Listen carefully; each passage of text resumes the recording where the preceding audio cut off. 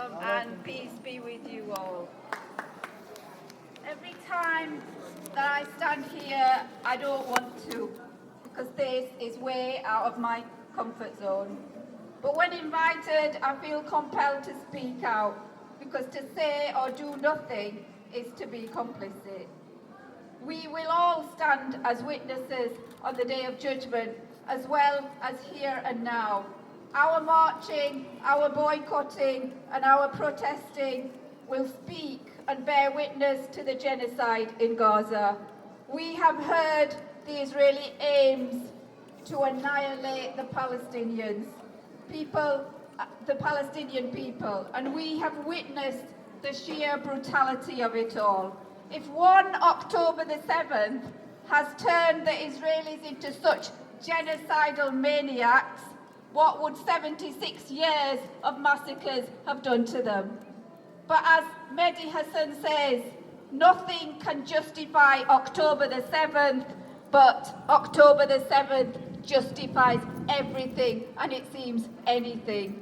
Israel is on a satanic killing spree, aided and abetted by the UK, and is killing people on an industrial scale, now in Lebanon as well as Gaza. Sir Starmer, ex-human rights lawyer, clearly recognises the war crimes when it comes to Putin, but when it comes to that war criminal in Tel Aviv, he becomes deaf, dumb and blind. He is so brutal these days that he no longer evades or dodges the question on whether he will stop arming Israel. He simply says, "No, I will not." We will never forget this, and we will never expect the Palestinian people to forgive it. As Pastor Isaac from Bethlehem said, we will not accept your apology after the genocide. What has been done has been done. Nowadays, I keep asking myself, what will history say about our politicians and our so-called free press? They watched a live-streamed genocide and simply denied it. They called the colonizer a victim and labelled the colonized as aggressors. They ignored public opinion and the millions who marched and protested for over a year. Indeed, they tried to silence us. They tried to silence those protesters by any means they could. The history books will print every damning word of the ICJ rulings and all the reports produced by the UN and aid agencies which detail the horrors on the ground. And history will say that the Western leaders failed to uphold humanitarian law. Indeed, they undermined the UN and the rule of law. The history books will show how depraved Israel has become and the US has become, that it is prepared to bomb hundreds of civilians, including children, with the excuse that they're targeting a handful of so-called terrorists. The history books will record Gaza was bombarded with the equivalent of 2 nuclear bombs, 6 times the explosives by comparison with Hiroshima.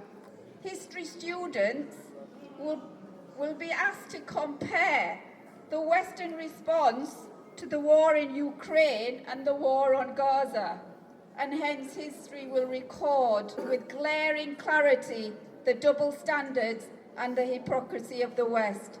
The history books will print the genocidal rhetoric of the Israeli cabinet in all its glory and no doubt compare it with other fascist and racist regimes. History will lay bare the war crimes of over 1,000 Israeli soldiers who glorified their utter depravity on TikTok.